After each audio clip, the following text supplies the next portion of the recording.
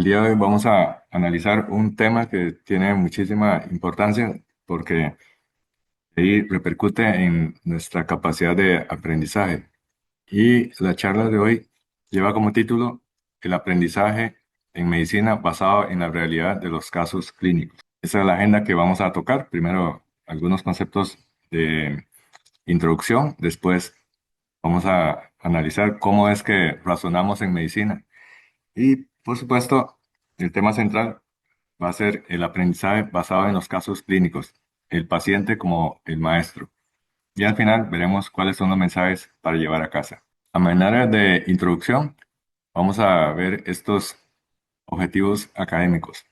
Básicamente son dos. Uno es analizar cómo el estudio de casos clínicos reales va a permitir integrar la teoría con la práctica cotidiana. También vamos a aprender a reconocer la importancia del paciente como fuente principal de enseñanza. Y cuando vamos a estudiar los casos clínicos reales, nos permite un tipo de aprendizaje que se llama aprendizaje significativo.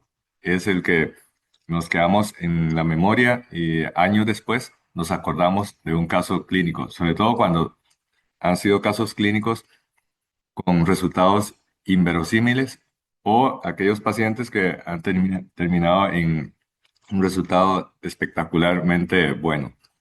También para reconocer la importancia del paciente como fuente principal de la enseñanza, nos va a generar una reflexión crítica en la formación y en la actualización médica. Continuando con la agenda, vamos a analizar cuál es el proceso de razonamiento clínico en medicina, es decir, con la pregunta retórica, ¿cómo razonamos en medicina? Para ello, cuando tenemos un problema clínico, establecemos una hipótesis que puede ser la explicación correcta o incorrecta de lo que está pasando con el paciente. Consiste en un proceso de análisis crítico de cada una de las hipótesis para que al final nos permita ya sea confirmar o descartar diagnósticos. Para eso utilizamos dos tipos de procesos mentales. Uno se llama pensar y el otro se llama pensamiento. Parece que estos dos términos son sinónimos. Sin embargo, pensar y pensamiento lleva connotaciones diferentes. De hecho, la claridad se observa cuando hacemos la traducción al inglés. Pensar es thinking, es un proceso natural, no se puede interrumpir. O sea, no podemos dejar el cerebro en blanco y decir, voy a dejar de pensar. Con solo pensar de que no quieres pensar, ya estás pensando. Entonces es imposible dejar la mente en blanco como desde el punto de vista utópico se trata de enseñar. Y el otro, que es un pensamiento que lleva como connotación algo más profundo, y en inglés sería thought. O sea, pensar es un proceso natural que no se puede interrumpir, mientras que el pensamiento es algo mucho más profundo y requiere un esfuerzo consciente. Entonces, ¿cuál es la diferencia entre el pensamiento de un médico novato versus el pensamiento de un médico experimentado? Muchas veces nos planteamos esa cuestión: ¿por qué el maestro llega a un diagnóstico muy rápidamente sin siquiera detener a hacer un análisis reflexivo y sin necesidad de mandar muchos exámenes de laboratorio o de gabinete? Mientras que el novato se queda patinando, da vuelta, da giro, manda un examen, otro examen y no llega a la conclusión diagnóstica.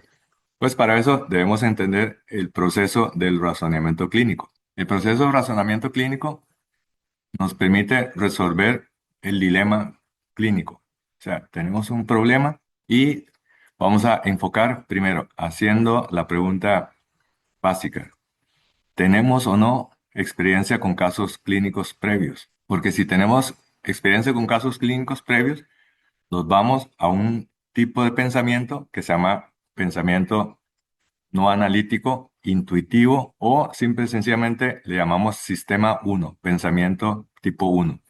Si no tenemos experiencia, hacemos el otro tipo de análisis, que es el pensamiento bajo el sistema 2 o el pensamiento analítico. Vamos a ver luego el algoritmo completo. Entonces, a la pregunta de si has visto casos clínicos similares, esta es la pregunta básica. Si usted ha visto casos clínicos similares, entonces debemos continuar con la siguiente pregunta. ¿Hay o no patrones en estos casos clínicos? Si hay un patrón, inmediatamente aplicamos el pensamiento intuitivo, el no analítico o tipo uno, que en principio es irracional. Sin embargo, eso no significa de que sea más propenso a errores. De hecho, es un tipo muy rápido de enfoque.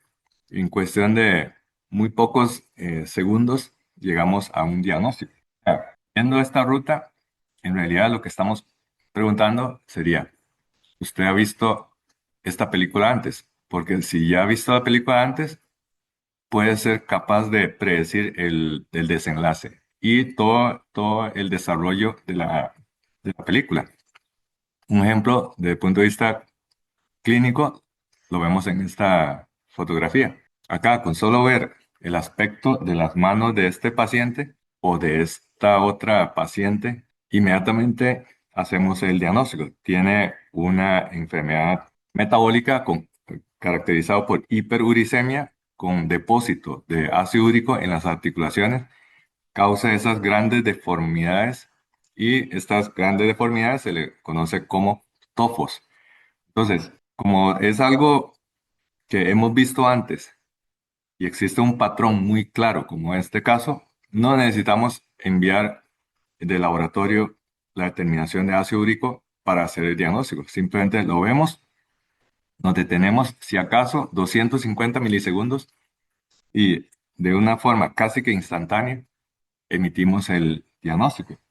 Este tipo de enfoque se llama enfoque intuitivo, no analítico o tipo uno.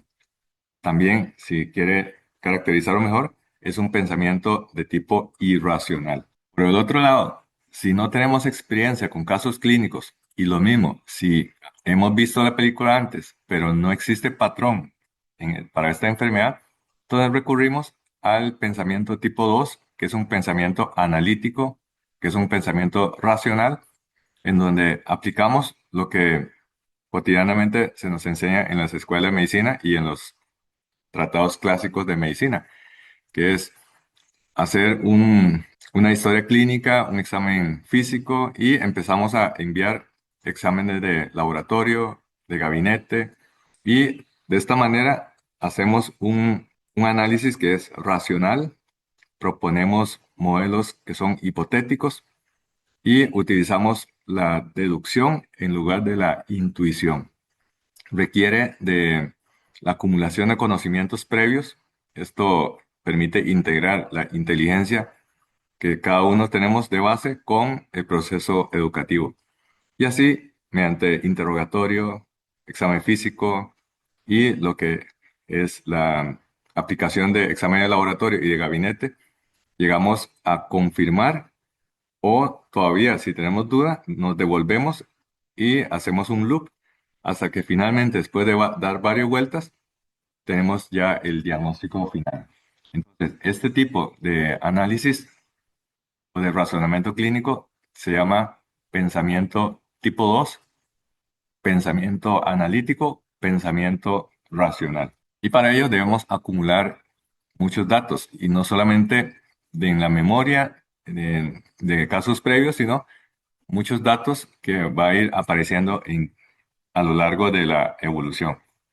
Y un ejemplo también se aplica en lo que es el razonamiento o la argumentación jurídica.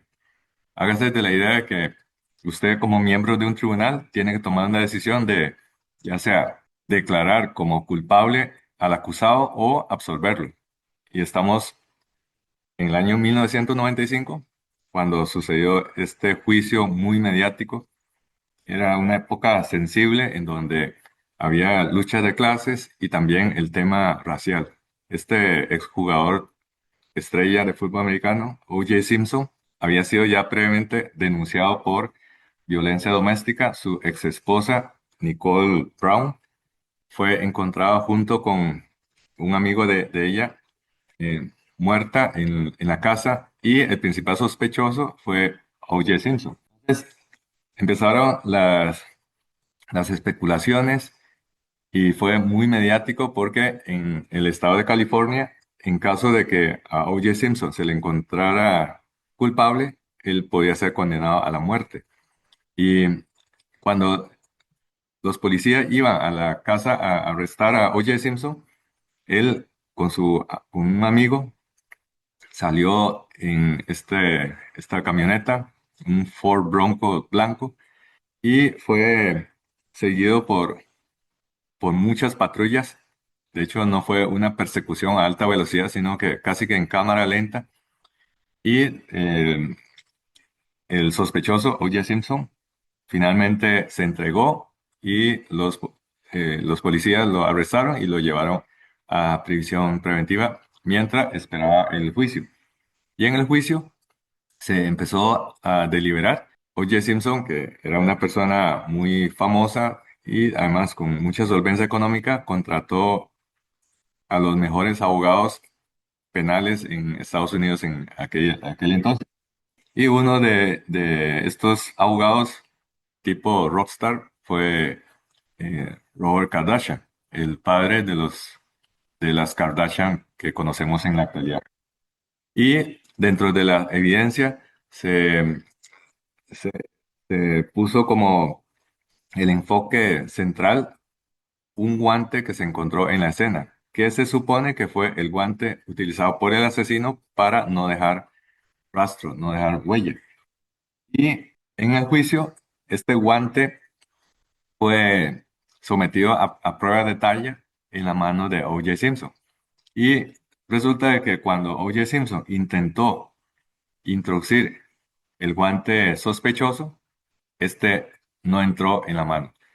Y como no entró en la mano, entonces los abogados defensores solicitaron de que si no entró el guante, él no es el culpable. Si no entró el guante, él no es el culpable. Entonces vea cómo este tipo de pensamiento, o sea, el analítico requirió de la acumulación de pruebas materiales, documentales, periciales, y ahí al final el tribunal, tomando en cuenta todas las evidencias, decidieron absolver el gran jurado a O.J. Simpson. Y el veredicto fue no culpable. No dice el veredicto de que él está claramente demostrado de que él es inocente, sino que el tribunal tenía dudas y consecuentemente fue declarado no culpable. Para muchos, O.J. Simpson fue el asesino, nunca se encontró otra persona sospechosa de haber asesinado a Nicole Brown y su amigo, excepto O.J. Simpson. Pero este caso se convirtió en una una lección muy importante para el ejercicio del derecho penal y que hoy todavía se sigue analizando con lupa. Entonces vemos como un caso judicial, que sería un ejemplo para los abogados, podría ser también la analogía de un caso clínico estrella, sobre todo estos casos interesantes. Bueno, entonces ahora vamos a ver el aprendizaje basado en los casos clínicos, cómo el paciente puede convertirse en nuestro maestro. Y es que los casos clínicos ejercen gran impacto en nuestro ejercicio porque mejora la retención de conocimiento. Nos acordamos generalmente de un caso clínico, pero nos cuesta recordar de lo que hemos leído en la página 800 del libro de Harrison y nos ayuda a desarrollar el razonamiento clínico, nos ayuda también a aterrizar la teoría a la práctica. Y el análisis de los casos clínicos permite la reducción de errores porque nos alerta de que si tenemos un paciente en el futuro similar a este que analizamos, que terminó mal, podría aparecer una luz roja de alerta de que tenemos que cambiar el rumbo para evitar que el paciente siga por la misma ruta. Y también el análisis de los casos clínicos ayuda a concientizar la necesidad de adherir a las guías clínicas. Vamos a ver el concepto de mejora en la retención de conocimiento. Sin lugar a duda, algunos casos clínicos son de muchísima adrenalina. El caso clásico, los pacientes que ingresan con código, son pacientes que están en una situación muy grave, con alto peligro de complicación y o de muerte. Entonces, nos acordamos muchísimo de esos casos décadas después y sobre todo cuando tomamos alguna foto y lo contrastamos con el monitor, entonces mucho tiempo después todavía nos acordamos. Aquel paciente que lo manejamos durante la guardia, le transfundimos prácticamente todo el banco de sangre. Entonces, esto no nos permite olvidar, aunque queramos olvidar de esos casos, pero es tan alto el impacto emocional que se convierte prácticamente en un aprendizaje tatuado en nuestro disco duro, que sería en el hipocampo. Por eso William Osler, el- uno de los pioneros de la medicina moderna, decía, la medicina se aprende junto a la cama, no en el aula. No dejes que tus ideas sobre la enfermedad provengan de las palabras que escuchas en el aula o lees en un libro. Observa, razona, compara y controla. Pero primero, observa. Aquí, para remarcar la última oración, pero primero observa. Entonces, debemos aprender muchísimo de los casos clínicos porque estos genera siempre un impacto emocional, un asombro porque cada caso es irrepetible. ¿Y por qué es importante el concepto de aprendizaje basado en el impacto emocional? Porque nosotros, antes de ser racionales, somos seres emocionales. Cuando tenemos un impacto que puede ser un susto, un disgusto, una alegría, en ese instante se activa las vías para el aprendizaje efectivo. Otra cosa que nos enseñan los casos clínicos es aterrizar la teoría con la práctica, porque muchas veces nosotros en las aulas universitarias, leyendo del libro de texto, por ejemplo, un libro de anatomía, aprendemos los músculos, su origen, la inserción, la inervación y la acción. Y sin embargo, cuando tenemos un paciente al frente, nos damos cuenta de que la realidad es completamente diferente. El libro dice una cosa, pero ya en la práctica nos topamos con otras sorpresas.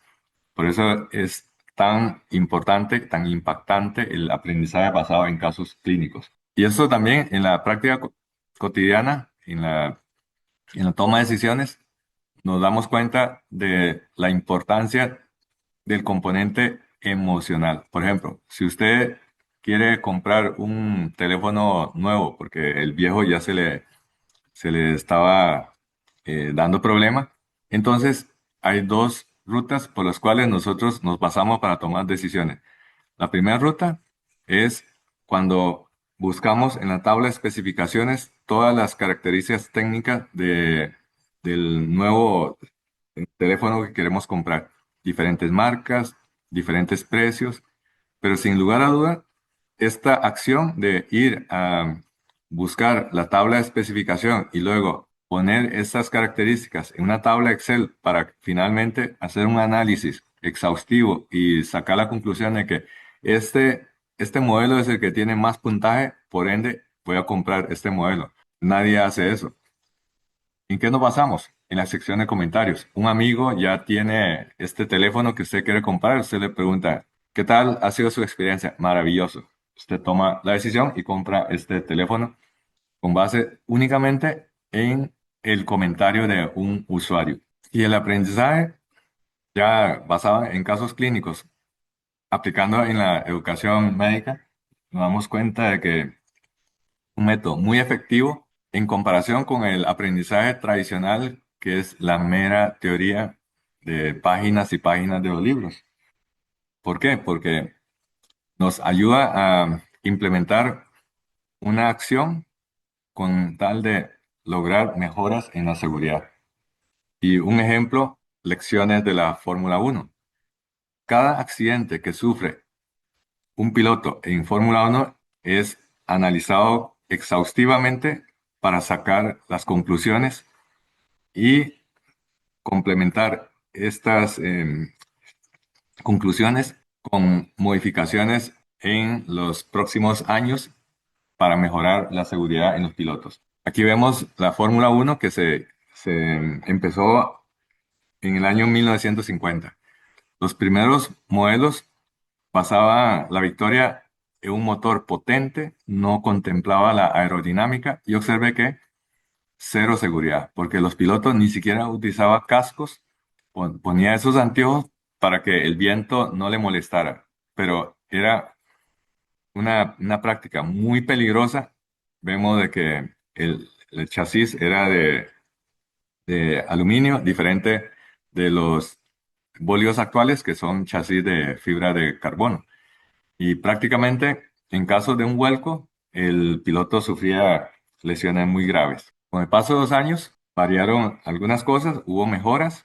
Ya la cabina está un poco más protegida, los materiales ya eran de mejor calidad y la aerodinámica también empezó a cobrar relevancia. Aquí vemos a Ayrton Senna y al piloto francés Alain Prost. Y el giro fue en el año 1994, en el Gran Premio de San Marino.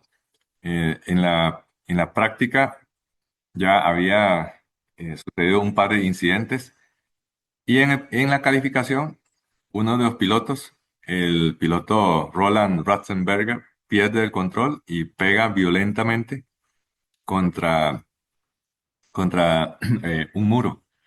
Y desdichadamente Roland Ratzenberger fallece en este accidente. Pero la tragedia no terminó ahí. Estamos hablando de Imola 1994. Y al día siguiente era la competencia por ya el título de ese gran premio.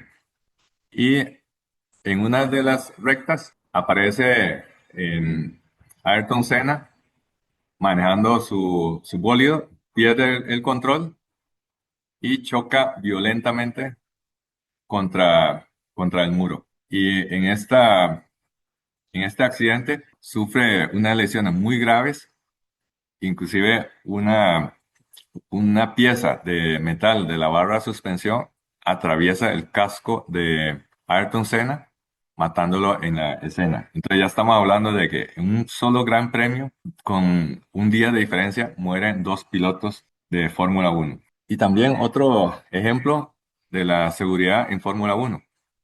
En el Gran Premio de Alemania, un piloto, este piloto de Benetton, Jos Verstappen, durante el reabastecimiento de combustible, hubo un accidente, hubo derrame de combustible y ahí sufre quemadura por un gran incendio alrededor del bólido. Dichosamente para el piloto estaba con un traje ignífugo de Nomex y tuvo apenas unas pequeñas quemaduras en la cara cuando él levantó la visera porque era un ambiente muy caliente. Bueno, todos estos accidentes han llevado a mejoras. ¿Cuáles mejoras? Número uno, se prohibió el reabastecimiento. Entonces se eliminó esta práctica y ahora todos los bólidos sale con el tanque de combustible lleno. Y es muy diferente el bólido de la década de los 50 con el bólido actual, como por ejemplo este, ya se incorpora esta pieza de titanio que se llama el halo, que protege al piloto en caso de un vuelco o cuando un bólido pierde control y literalmente puede caer encima de otro bólido y los materiales son compuestos, absorbe mejor la energía de impacto.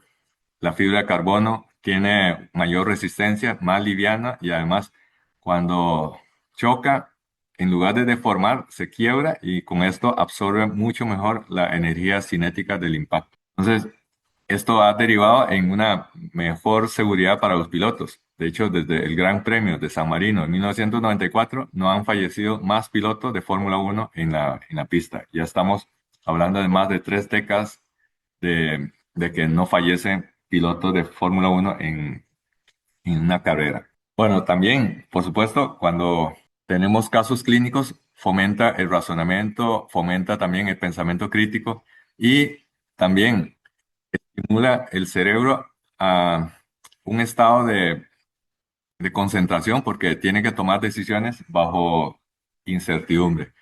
Vamos a mostrar este concepto de competencias desarrolladas con el análisis de casos clínicos con un caso clásico. El caso clínico es de una adolescente de 16 años, previamente conocida sana.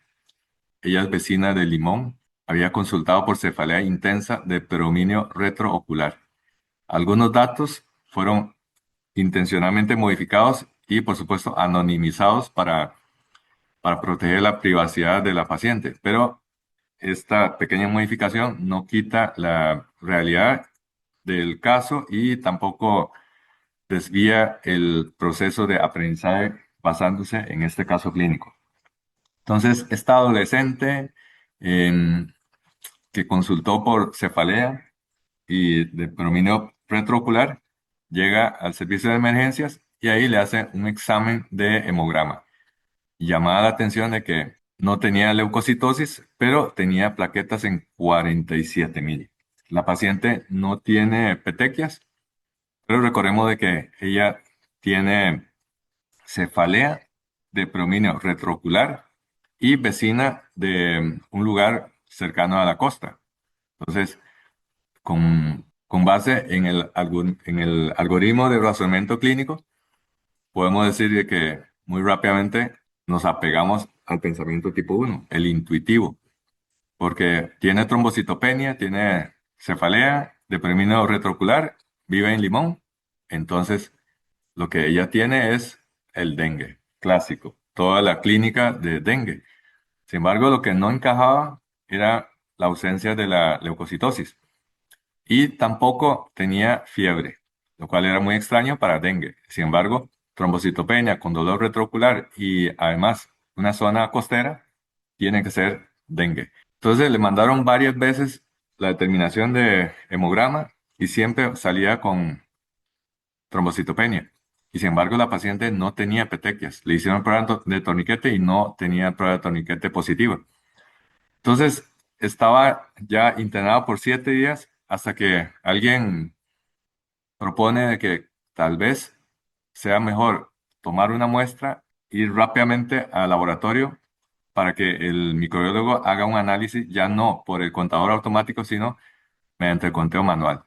Entonces, resulta que el contador automático reportó 99.000 plaquetas, pero cuando se hizo el examen bajo microscopio por medio de conteo manual, el microbiólogo reporta que hay plaquetas en grumos.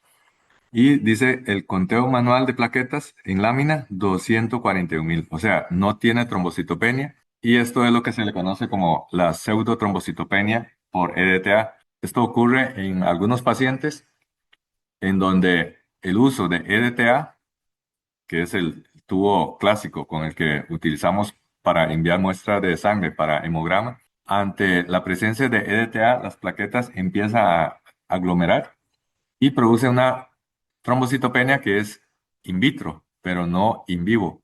Esta es la razón por la que esta paciente nunca tuvo petequia y la prueba de toniquete también fue negativa. Entonces, para salir de este dilema, se puede hacer dos cosas. Uno es solicitar un conteo manual, procesar muy rápidamente la muestra y la otra opción es, en lugar de anticoagular con EDTA, la muestra se puede anticoagular con citrato. Sin embargo, con el citrato a veces deforma un poco la morfología de los elementos formes. Entonces, lo más rápido y práctico sería tomar una muestra, ir corriendo al laboratorio para que el microbiólogo le haga un conteo manual.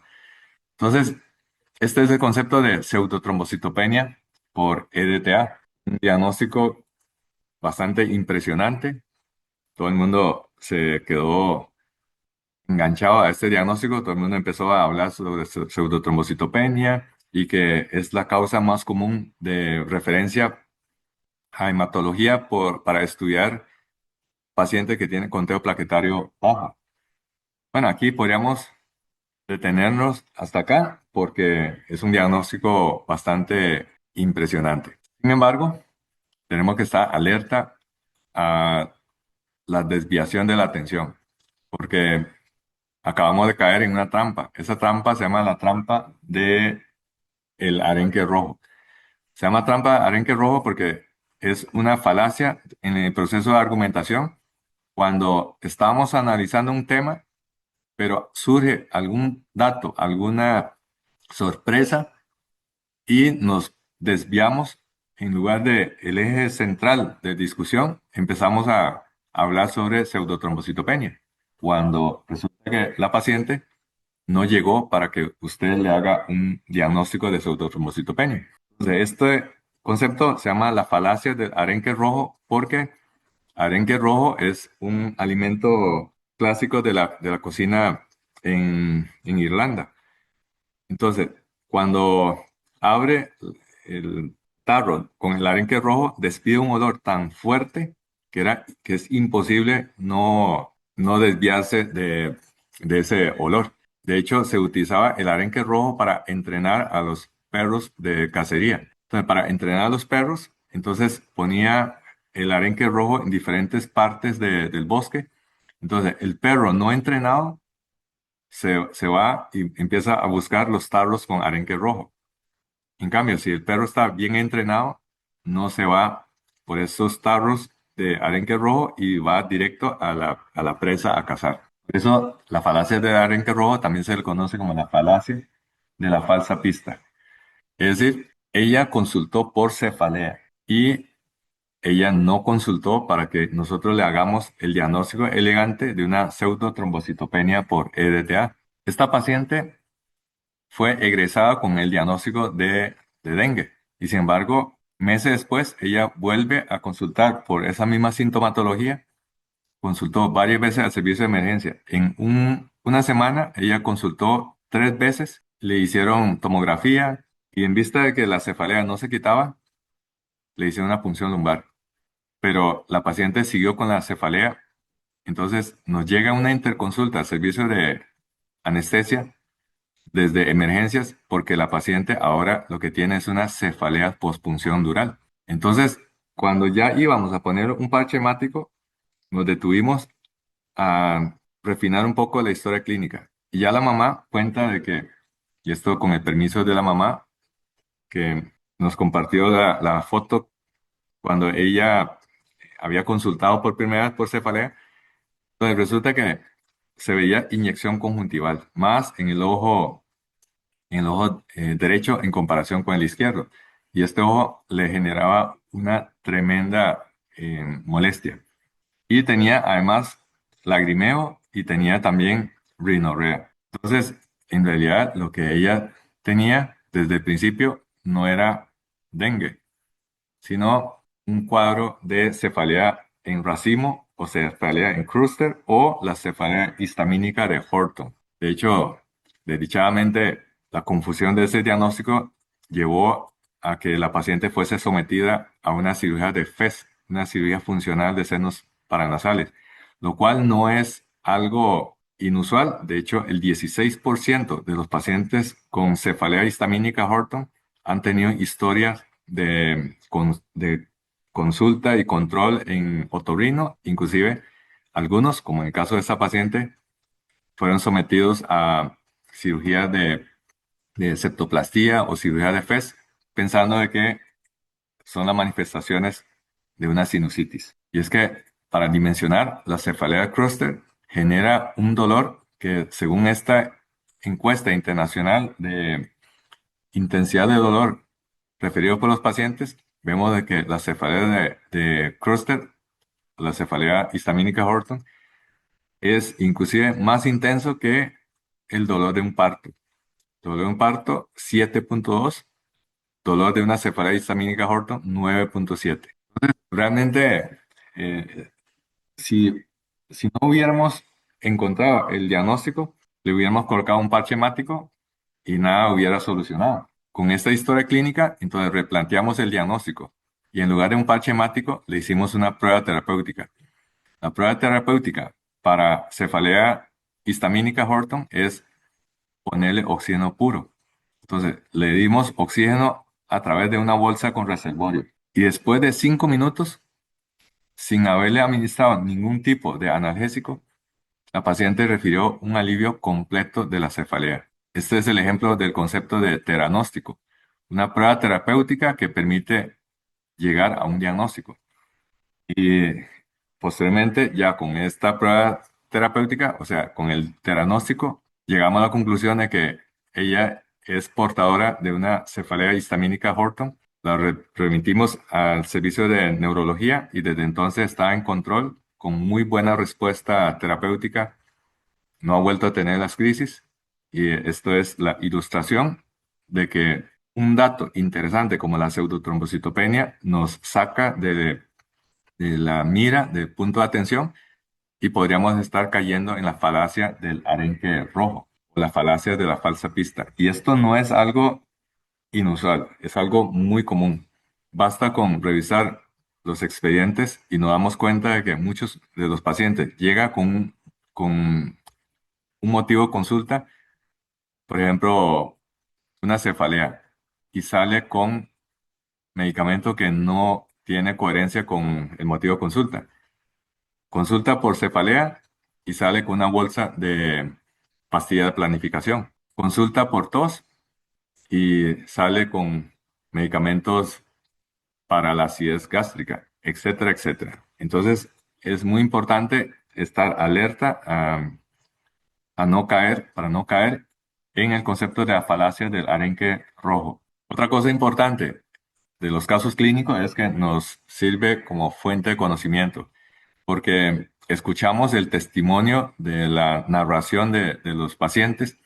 También nos permite recopilar en la historia clínica datos que son únicos, no repetibles. No hay dos pacientes con la misma historia clínica, con el mismo examen físico. Inclusive, el mismo paciente en otra consulta puede tener datos completamente diferentes. Por eso es tan relevante individualizar cada caso. Sin embargo, lo de individualizar cada caso no significa que no debamos respetar la medicina basada en la evidencia. Y la medicina basada en la evidencia es clave para hacer las cosas de forma más científica. Y lo vemos con la base colaborativa de Cochrane. La base colaborativa de Cochrane tuvo iniciativa para que se recopile la mejor evidencia, resumir la información y formular unas recomendaciones que sean guías de manejo. Entonces, este es el logo de la base colaborativa de Cochrane. Vamos a analizar cuál es el significado de esta simbología. Aquí vemos el logo de la base colaborativa de Cochrane. Tiene dos semicírculos que son dos C. C de colaboración y observe que al abrazarse dos C, entonces lo que estamos viendo es el mundo globalizado. O sea, que entre todos nos colaboramos. Esa es la simbología de este semicírculo azul en forma de C. Pero aquí en el centro, todavía más interesante es cuál es el significado de este símbolo. Bueno, este es un forest plot, un gráfico de bosque. Recordemos de que el análisis mediante la recopilación de datos de diferentes estudios genera un método estadístico que se llama metaanálisis. Se procesa, se hace análisis y cálculos rigurosos y al final resume con este gráfico de bosque o forest plot. Y la conclusión, después de analizar todos los casos clínicos, es este rombo.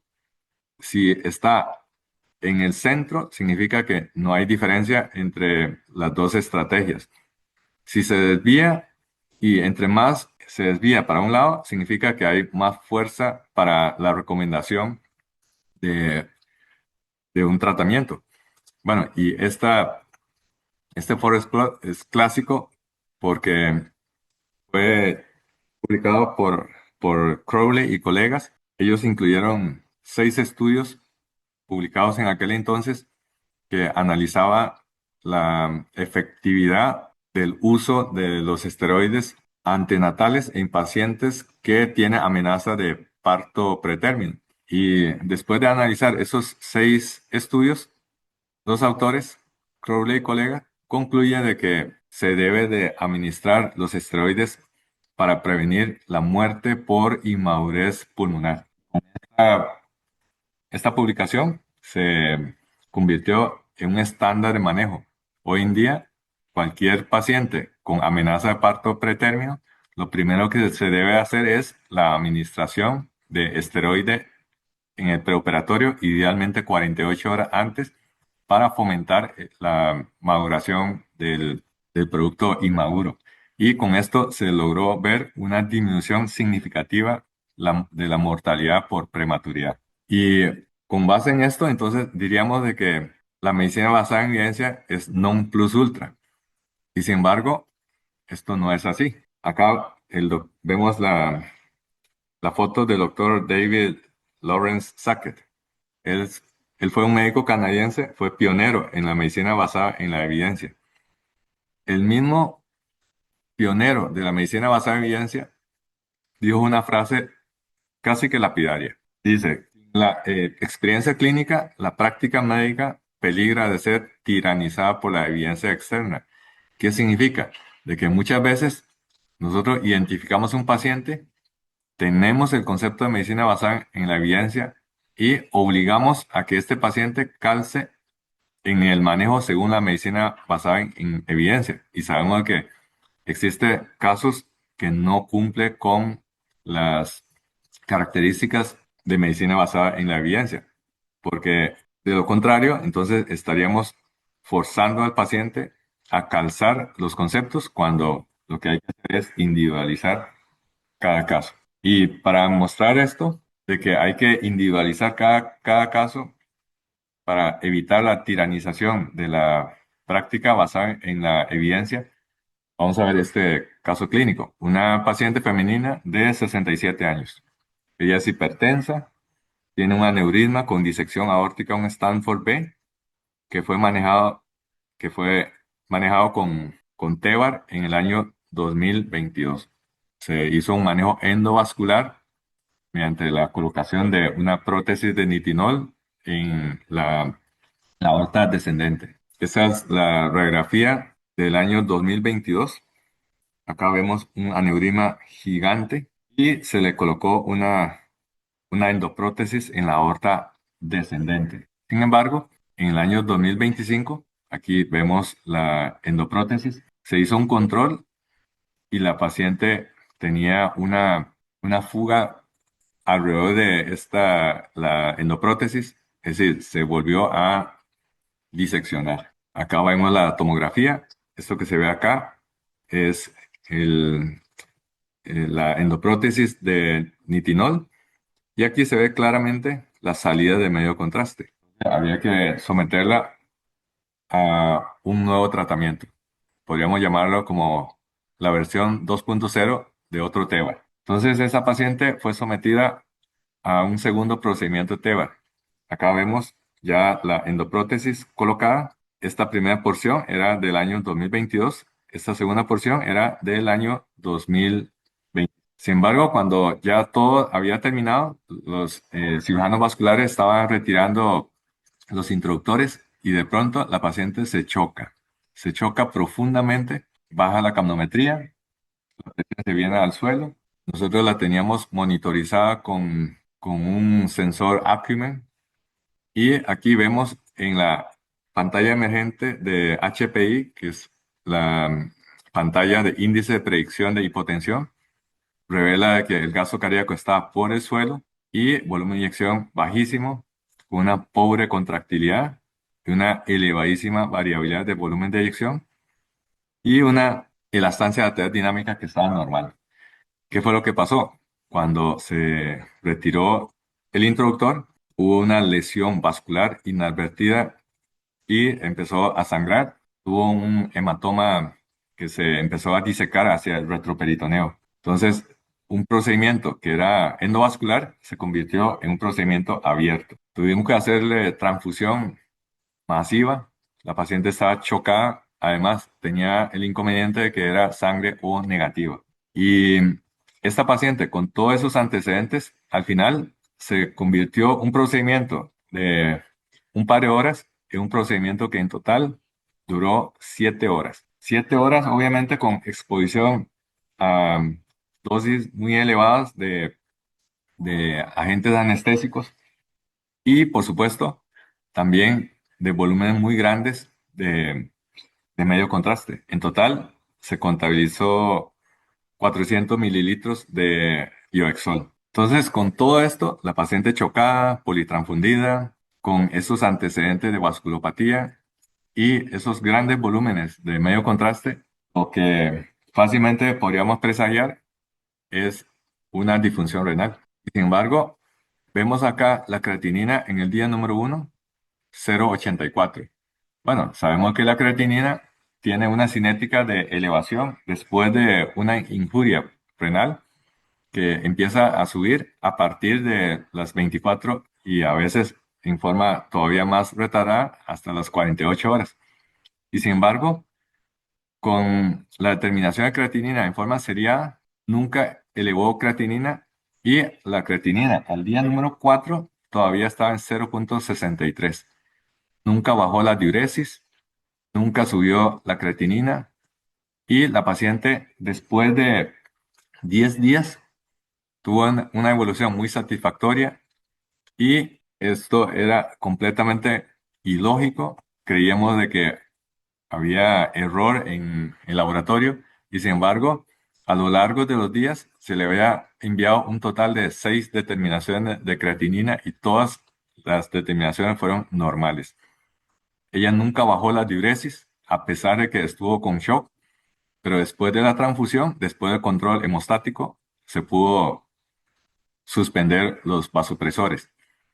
Entonces, este es el ejemplo típico de que muchas veces cuando pensábamos de que debería hacer sí o sí una disfunción renal porque tenía todos los números de la rifa, al final de cuentas nunca desarrolló una disfunción renal y fue egresada en muy buenas condiciones a los 10 días. Un ejemplo increíble de que aún cuando aplicamos la medicina basada en evidencia, algunos pacientes se salen del canasto. Es muy importante entender de que existen algunas habilidades que solo adquirimos a partir de contacto con los casos clínicos, ya sea cuando estamos manejando en tiempo real o después, cuando ya se ha pasado todos los incidentes, hacemos el periodo este de pausa analítica o estratégica. Y algo importante es que más allá de que se hace la transmisión de conocimientos teóricos, porque detrás de cada caso clínico siempre hay un respaldo de la teoría. El análisis de los casos clínicos nos permite desarrollar y mejorar lo que es el proceso de razonamiento clínico, imitar al pensamiento crítico, porque cada caso es diferente y constantemente entre un caso y el otro hacemos la comparación entre similitudes y diferencias. Y también cuando hacemos el análisis de los casos clínicos y sobre todo cuando se hace en un grupo, se fomentan las habilidades de comunicación y también la colaboración interprofesional. Hablando un poco sobre lo que es el razonamiento clínico, podemos recalcar de que el razonamiento clínico es un proceso cognitivo en donde el médico, a partir de cierta información, toma decisiones para llegar a un diagnóstico y plantear un pronóstico y el tratamiento. Como hemos dicho, el razonamiento clínico se basa en dos tipos de procesos. Un proceso que es rápido e intuitivo, llamado también pensamiento tipo 1. Este permite, cuando hay identificación de patrones y basado también en haber tenido experiencias previas, elaborar un diagnóstico muy rápido que ahorra también lo que es el análisis mediante el laboratorio y exámenes de gabinete. Pero esto puede ser que cuando un médico se acostumbra a hacer el análisis tipo 1, llevarlo a un tipo de sesgo que se llama sesgo de anclaje. Eso lo vamos a ver más adelante.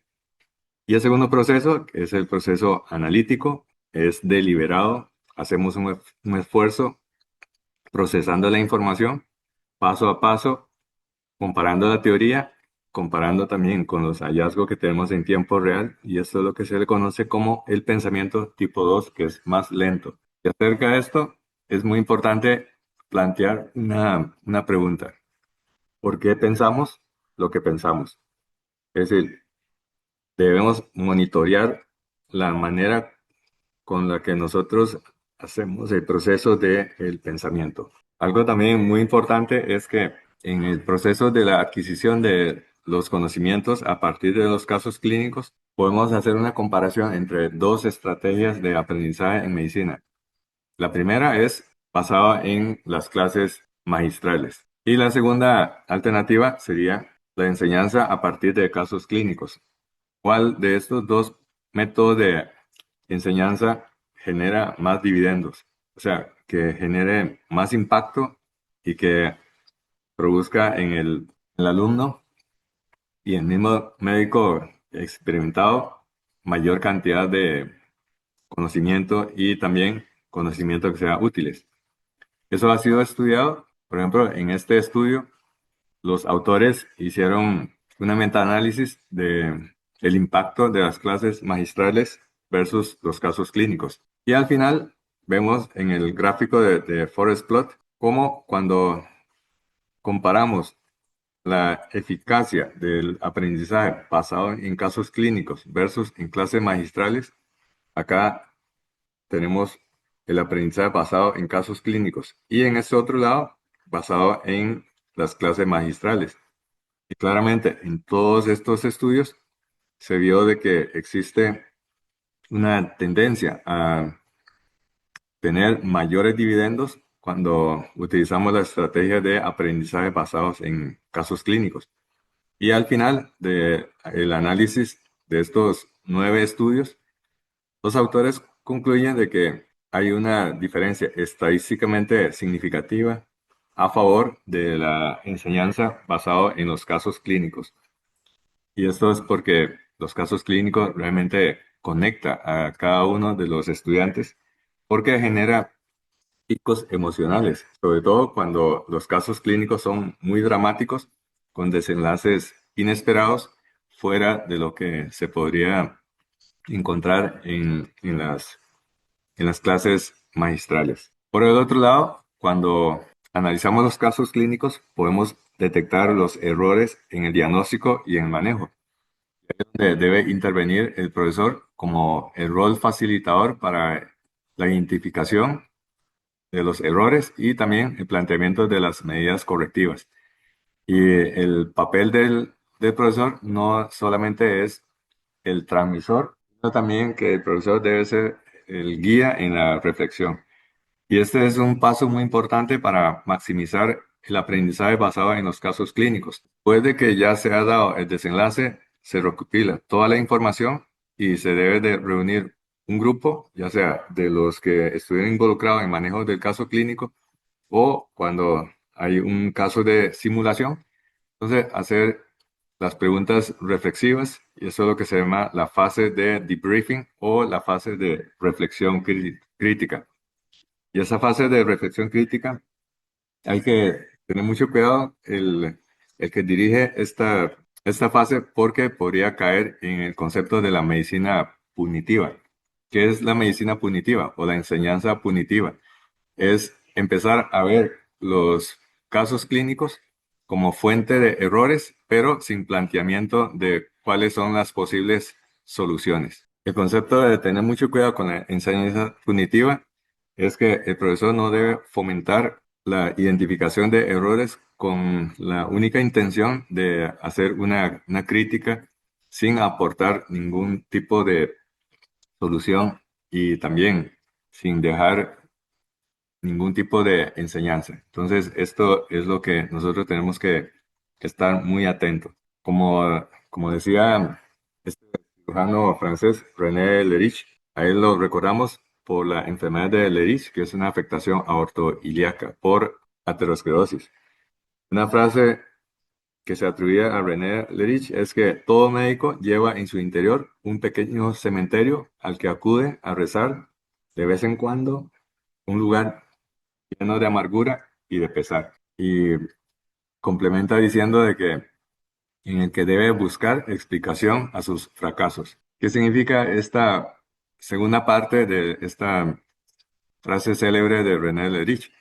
En el que debe buscar explicación a sus fracasos. No es ni más ni menos que en lenguaje moderno hay que realizar la reflexión crítica, el debriefing. Y esto es algo muy difícil, puesto de que nos pone en una situación de vulnerabilidad, como en uno de los pasajes de la novela El Principito, cuando el Principito llega a un planeta donde solamente hay un solo habitante que a su vez es el soberano, es el rey.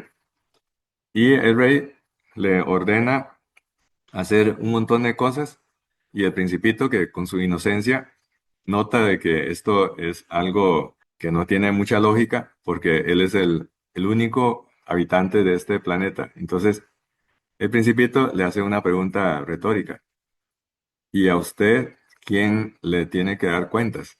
Entonces, es, en palabras sencillas, mucho más difícil juzgarse a sí mismo que juzgar a los demás. Y es que el autojuicio exige un nivel mucho más elevado de madurez, porque es poner al mismo médico en una situación de vulnerabilidad y no solamente desde la perspectiva de que él es el que sabe, es el que dicta las reglas a seguir. Por el otro lado, cuando hacemos un análisis crítico de nuestros errores, el profesor puede ser el que inicia el efecto de Pigmalión. ¿Qué es el efecto de Pigmalión? El efecto de Pigmalión se explica de la siguiente manera. Según las expectativas que tiene el profesor con respecto a las posibilidades de aprendizaje del alumno, así puede generar una curva hacia arriba o una curva hacia abajo o una curva completamente horizontal. Entonces, si el profesor tiene altas expectativas sobre el alumno, realizará una serie de pasos que pueden ser muy automáticos, muy sencillos, que va a llevar al alumno a sacar el máximo de provecho. Es decir, si el profesor tiene buenas expectativas, los resultados en el alumno van a ser mejores. En cambio, si tiene pocas expectativas, los resultados en el alumno van a ser peores. ¿De dónde sale este concepto de efecto de Pigmalión? Se, se basa en una narración. La fuente que se consulte puede ser que sea griega, puede ser que sea romana, puede ser que sea de Chipre. Y la historia cuenta de que Pigmalión, que es un escultor muy habilidoso, deseaba crear una escultura que reflejara la belleza de la mujer. Entonces dedicó día y noche, semanas, meses y años en realizar una escultura que al final, cuando terminó, él quedó muy satisfecho y sin embargo seguía siendo una estatua de mármol, no tenía vida.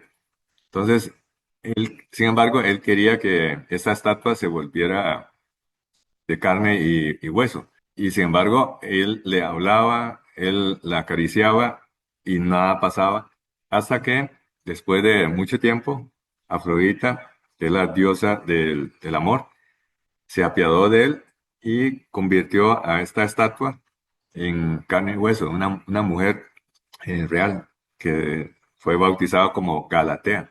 Entonces, ¿qué significa esto? De que es la comparación de que cuando hay expectativas muy altas, de alguna manera, en forma de perseverancia, en forma de constancia, realiza gestos, acciones que lleva finalmente a cumplir completamente el deseo. Porque si Pigmalión no hubiera hecho la escultura, no hubiera hecho los gestos después de que ha completado la escultura, probablemente no habría la intervención divina de Afrodita y consecuentemente nunca hubiera tenido a Galatea como la mujer ideal para él. Entonces, resumiendo el efecto de Pigmalión, muchas veces nosotros somos lo que pensamos. Y esto se aplica también la relación entre el alumno y el profesor. El alumno es lo que la expectativa del profesor tiene hacia esta persona. Si hay expectativas positivas, va a generar una serie de acciones que va a llevar al cumplimiento de esta expectativa.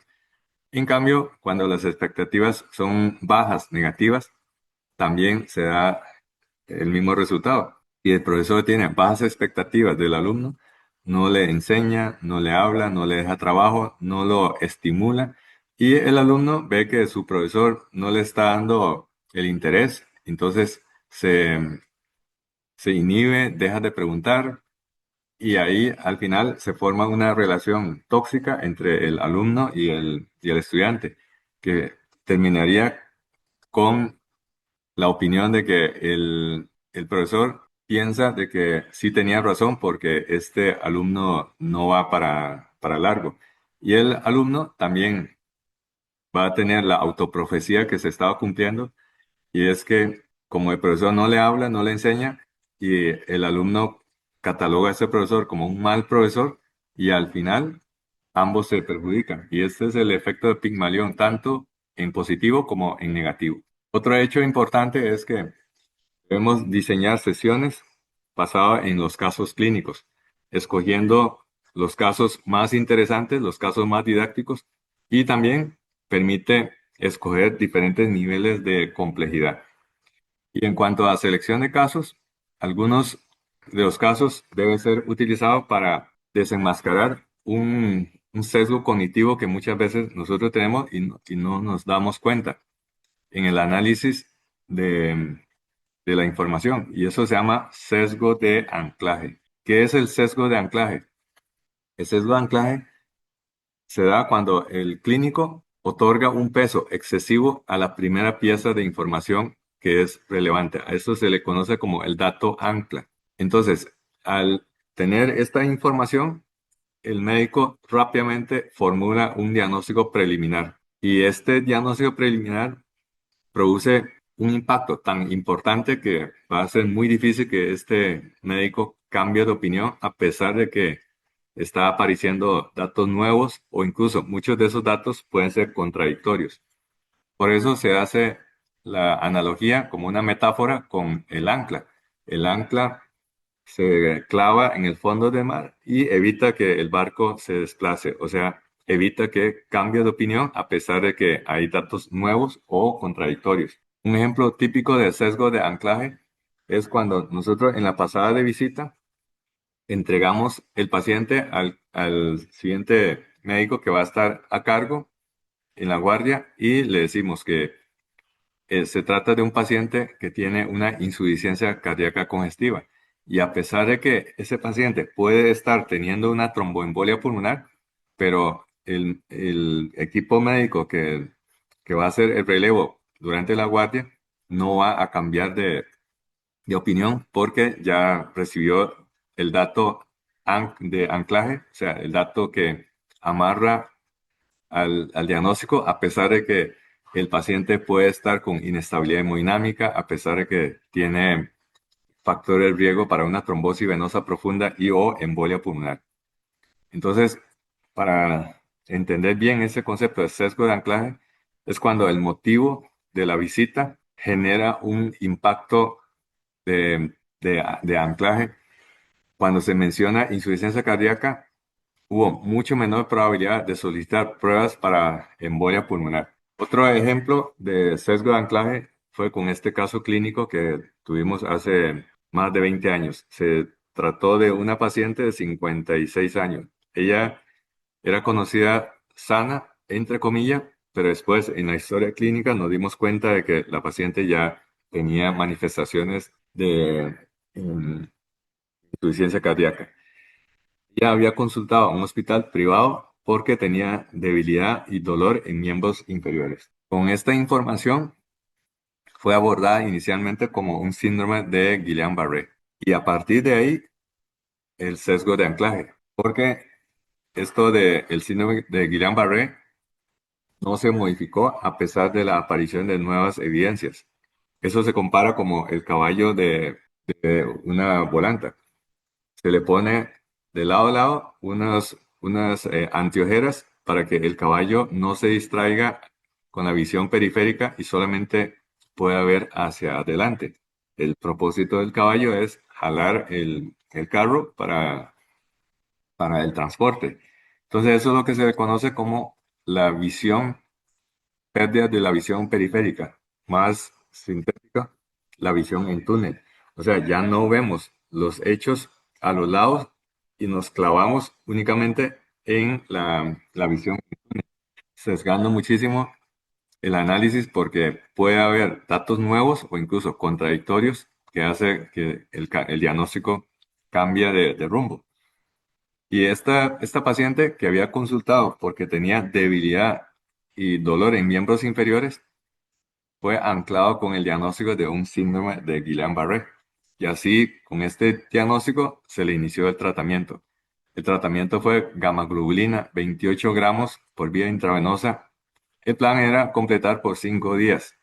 Sin embargo, hasta el tercer día no hubo ninguna mejoría y más bien incrementó el dolor en los miembros inferiores. Además, ahora al examen físico se consigna frialdad en ambos miembros inferiores. Probablemente esa frialdad en ambos miembros inferiores ya estaba presente. Sin embargo, la visión en túnel y también el anclaje al diagnóstico de síndrome Guillain-Barré no permitió al médico darse cuenta de que este no era el diagnóstico correcto. Y al tercer día, la paciente siguió empeorando y ella, en vista de que estaba en un centro privado, los familiares solicitaron que se trasladase a un hospital estatal, en este caso, el Hospital Calderón Guardia. Y cuando ingresa, se evidencia que la paciente estaba con inestabilidad hemodinámica, con shock circulatorio, con una dificultad para respiración y hubo necesidad de asegurar la vía aérea, se intubó y se colocó en ventilación mecánica. Y a partir de ese entonces se mantuvo con soporte vasopresor, estuvo con adrenalina y dobutamina. Se había consignado de que la paciente lo que tenía era una cardiopatía y lo que tenía en miembros inferiores no era un síndrome de Guillain-Barré, sino cardioembolia con isquemia arterial periférica.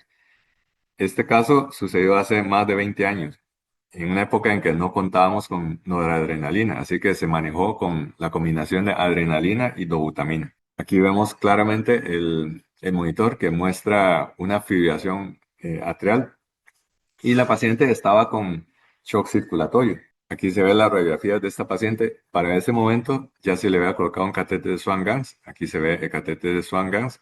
Es una silueta cardíaca que está aumentado de tamaño con derrame pleural bilateral. Ya estaba la paciente intubada.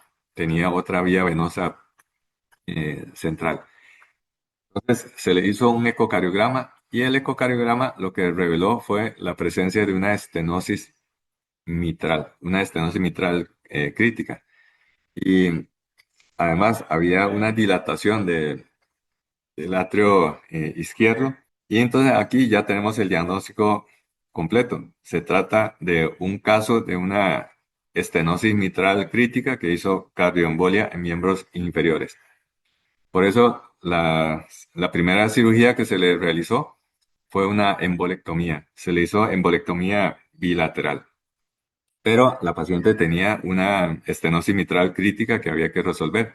Así es que después de la embolectomía, al día siguiente fue llevada a sala de operaciones para realizarle el recambio de la válvula mitral. Aquí vemos, estos son las equimosis de las cirugías de la embolectomía que se le realizó. Se extrajo gran cantidad de, em, de trombos que habían migrado desde el atrio izquierdo.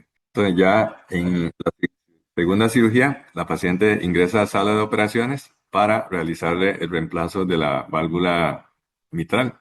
Acá vemos que la paciente estaba con una fibrilación atrial de adecuada respuesta ventricular y en el catéter Swan-Ganz, cuando está desinflado, la medición de la presión de la arteria pulmonar arroja una presión media de 33 milímetros de mercurio. O sea, la paciente estaba con una hipertensión pulmonar. Con esto, entonces, se entró en bomba para el manejo de su estenosis mitral crítica. En resumidas cuentas, lo que tenemos en este momento es una estenosis mitral crítica que se complicó con una fibrilación atrial. Esto lleva a estasis del atrio izquierdo, principalmente a nivel de la orejuela izquierda. Y de ahí se generaron una serie de cardioémbolos que causaron una isquemia arterial periférica. Tiene por el catéter Swan-Ganz hipertensión pulmonar. La paciente estaba con shock circulatorio, que es un shock mixto entre shock de tipo cariogénico, pero el componente principal es un shock de tipo obstructivo por la estenosis mitral. Y seguida con adrenalina y dobutamina. Aquí hace la salvedad de que en esa época no contábamos con la adrenalina, así es que se manejó con adrenalina. Acá vemos ya durante la bomba, esta es la válvula mitral de la paciente, tiene el aspecto de boca de pescado. Claramente es una válvula mitral enferma con una estenosis. Y el plan quirúrgico que se le planteó y que al final se le realizó fue reemplazarla con una válvula mecánica número 25. Después de la cirugía se trasladó nuevamente a la unidad de cuidados intensivos para continuar con el manejo. Y a partir de ese entonces tuvo una evolución satisfactoria, fue extubada a los 3 días y aquí vemos a la paciente ya sentada en el sofá a los 7 días después de la cirugía. Fue egresado pocos días después con una evolución muy satisfactoria. Entonces, haciendo el repaso de este caso clínico y confrontando con los desenlaces, vemos de que el sesgo de anclaje es muy común y además muy peligroso, especialmente en aquellos casos en donde hay una alta carga cognitiva o estrés, o sea, pacientes críticamente enfermos. Y es que en las unidades de cuidados intensivos y en los escenarios donde se manejan los pacientes críticos, como en la sala de shock de emergencias y a nivel intraoperatorio y en servicio de recuperación, suele ser paciente que tiene múltiples comorbilidades.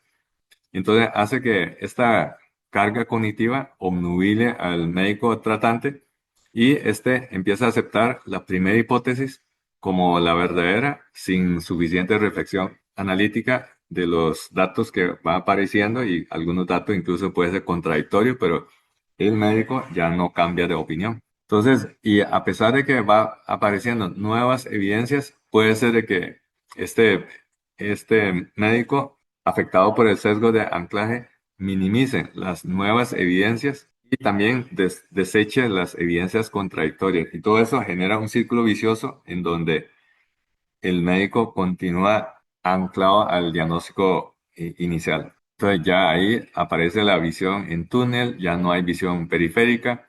Eso es como esta ilustración a partir de una caricatura de Kino con procesamiento con inteligencia artificial. Entonces el médico, viendo la radiografía, dice, bueno, ya que ni usted ni sus radiografías observa cambio de importancia, yo diría que continuemos el tratamiento con la misma medicación. O sea, la visión en túnel ya no nos permite ver a los lados y a pesar de que la evidencia sugiere que el diagnóstico debe ser cambiado, pero ya demasiado tarde, apareció el sesgo de anclaje. Y hay otros factores que favorecen el sesgo de anclaje, como por ejemplo cuando llega la hora de cambio de turno. Entonces, los médicos empiezan a transferir el paciente al turno de la guardia y le entrega una información que lo lleva a la persistencia de esta ancla, porque en la entrega sintetiza el cuadro diciendo que se trata de un paciente que tiene una insuficiencia cardíaca congestiva. Y a pesar de que ese paciente verdaderamente puede estar sufriendo una tromboembolia pulmonar, es poco probable de que los médicos del turno siguiente cambien de parecer. Otro factor que favorece el sesgo de anclaje es la falta de conocimiento profundo de las características discriminantes entre diagnósticos diferenciales. El caso que se mostró, claramente existe una diferencia entre síndrome de Guillain-Barré versus isquemia arterial periférica, pero probablemente por la falta de entrenamiento en el diagnóstico de isquemia arterial periférica, ancló al médico o a los médicos al diagnóstico original de una enfermedad neurológica cuando lo que estaba padeciendo la paciente era una enfermedad de tipo vascular periférico. Y el último factor que favorece la aparición del sesgo de anclaje es la falta de cultura de la metacognición. O sea, entender por qué pensamos así. Nosotros debemos hacer la reflexión sobre nuestro propio razonamiento clínico. Y esto es lo que se le conoce como el proceso de la metacognición consciente. El proceso de metacognición se encuentra en nuestra corteza prefrontal y ahí se integran datos provenientes del hipocampo y también del sistema límbico. Entonces, nuestra metacognición consciente queda influenciado por la memoria, por el estado anímico, por también cuando tenemos una hiperactivación del sistema simpático adrenal, la ansiedad y el estrés nos lleva a tener una metacognición errónea. ¿Cómo podemos sacar nuestra metacognición a la parte consciente? Haciendo tres preguntas. La primera es, ¿podría tratarse de otra cosa? Entonces, esta pregunta lo que nos permite es abrir la visión central hacia una visión más periférica. La siguiente pregunta es, ¿qué hallazgos no encaja con mi diagnóstico inicial? Es decir, contrastar con nuevas evidencias y eventualmente también encontrar datos contradictorios que soporte el diagnóstico inicial. Y lo otro, la tercera pregunta es, ¿cuál es el peor diagnóstico que no debo pasar por alto? Y eso alerta al médico de que debe estar atento a que una omisión del diagnóstico puede representar un grave peligro para el paciente. Podríamos resumir la metacognición consciente como un proceso que, simplificado, sería el time out diagnóstico. Entonces, este time out diagnóstica nos permite hacer una pausa mental y encontrar los datos nuevos y contradictorios que estaría refutando el diagnóstico original. Finalmente, tenemos que analizar el uso de la tecnología para el aprendizaje basado en casos clínicos. Y es que en la actualidad, la inteligencia artificial, las grandes bases de datos, la opción también de telemedicina y la simulación híbrida creando un escenario para un crecimiento vertiginoso de la medicina. En la actualidad ya no es el conocimiento limitado que se tenía hace un par de décadas, sino que en la actualidad tenemos más bien una saturación de datos, información que no siempre se convierte en conocimientos. Esta caricatura, creada por inteligencia artificial, ilustra la diferencia entre los conocimientos que debe asimilar el médico actual versus los que debe de asimilar de hace varias décadas. Esto, esta caricatura se trata de un chiste. El hombre primitivo padre regaña al hijo porque había reprobado varias materias, incluyendo la cacería, incluyendo la agricultura, y él justifica de que, o acepta de que había reprobado esas materias de cacería y de agricultura porque se trata de un niño muy pequeño, débil, y no podía cazar a un mamut, pero lo que le está reprochando era que había sacado una nota F en historia. Entonces el niño primitivo le pregunta, ¿por qué, papá? Y el papá le responde, porque de historia solamente tenemos una sola página. Esa es la única materia que tenía que estudiar para el examen y reprobaste. Y es que estamos viendo una era en donde la información física se está prácticamente desapareciendo para ser sustituido por la información digital. Esa es una foto de la biblioteca del Hospital Calderón Guardia. Hasta hace un par de décadas, todos los estantes estaban llenos, repletos de libros y de revistas. Conforme se fueron digitalizando las revistas y los libros, los anaqueles empezaron a vaciar y a vaciar y a vaciar, y prácticamente hoy en día los usuarios de la biblioteca llegan a leer periódico o hacer algún tipo de trabajo, pero ya no estarían buscando los ficheros de los capítulos de libros y de revista, mucho más eficiente en la actualidad. También es importante resaltar de que las destrezas y habilidades que tenemos que aprender cuando enfocamos los casos clínicos, cuando analizamos los resultados de los casos clínicos. Y es el concepto de focus. Como hay demasiada información que asimilar, muchas veces la velocidad de asimilación de esos conceptos queda muy rezagado con respecto a la cantidad de información vertiginosa que va apareciendo. Entonces, ahí es donde los médicos que estudian en forma superficial implementan estrategias diagnósticas y terapéuticas sin entender a fondo, o sea, el aprendizaje en superficie, masivo, muchas alternativas, pero no profundiza en una o más estrategias. Y eso es el ejemplo típico, es el focus. Muchas veces, sin haber tenido un entrenamiento formal, sin haber hecho un estudio y cursos en forma deliberada, damos el ultrasonido sin llegar a sacar el provecho y eventualmente también fomenta la pérdida de información y favorece también el sesgo de anclaje. Este concepto acabo de describir ya había sido descrito hace más de 3 décadas por el doctor Herbert Fred. El doctor Herbert Fred fue un médico internista que acuñó un término que en la actualidad cobra muchísima vigencia. Y él lo dijo hace más de 3 décadas. La palabra que resume la situación muy vigente en la actualidad es hyposquilia, algo así como hipohabilidad. Hacemos de todo, pero no conocemos bien a fondo las cosas.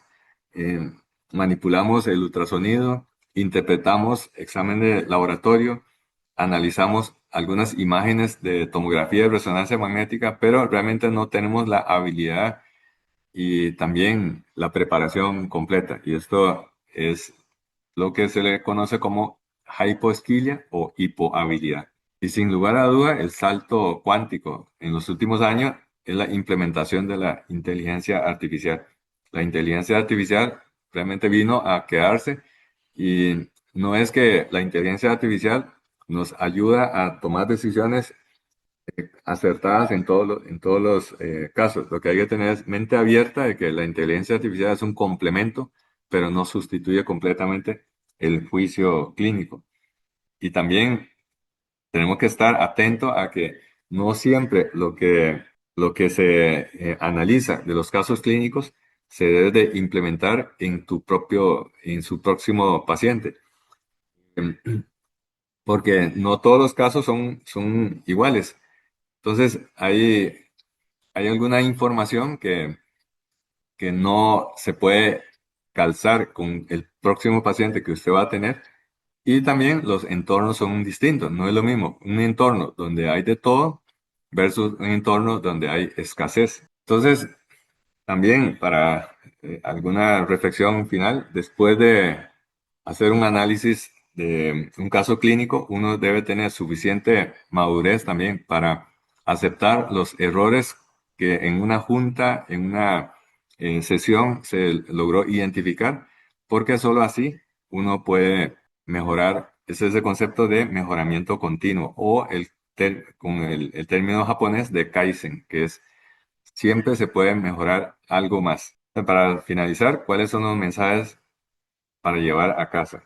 El aprendizaje basado en casos clínicos, sin lugar a duda, sin lugar a duda, refuerza la idea de que el mejor maestro es el paciente. El paciente es el único libro que no tiene errores de concepto y no tiene tampoco conflicto de intereses, como sí puede haber la publicación de algún artículo o algún capítulo de un libro. Por el otro lado, cuando vamos a ir kilometreando con más y más casos, nos damos cuenta de que cada vez es más importante individualizar. Como decía el doctor Henry Marsh, un neurocirujano inglés, autor de este libro, ante todo, no hagas daño. El doctor Henry Marsh decía, hacen falta 3 meses para aprender a hacer una operación. 3 años para saber cuándo hacerla y 30 años para saber cuándo no hacerla. Y es que solo con la experiencia de los casos acumulados, el médico va aprendiendo de que no todo lo que dicen los libros es la santa verdad, la importancia de individualizar cada caso. Y cada caso deja una marca indeleble en el comportamiento del médico. Por eso se dice que el método más efectivo para aprender es a través de los sustos y de disgustos. O sea, cuando se activa nuestro sistema límbico, se genera un estado poderoso de aprendizaje porque entre el sistema límbico y el hipocampo, que es nuestro disco duro, hay una conexión muy fuerte. Y por último, uno debe tener la madurez entonces de aceptar las cosas que no estuvieron bien para mejorar en el futuro. Como decía este cardiólogo argentino, el doctor Daniel López Rossetti, su frase para mejoramiento continuo es que al final de un proceso, o sea, después de haber transcurrido todo el día, antes de acostarse, debemos hacer 3 preguntas retóricas de reflexión. ¿Qué hice mal hoy? ¿Qué hice bien hoy? ¿Y qué hubiera hecho de modo diferente?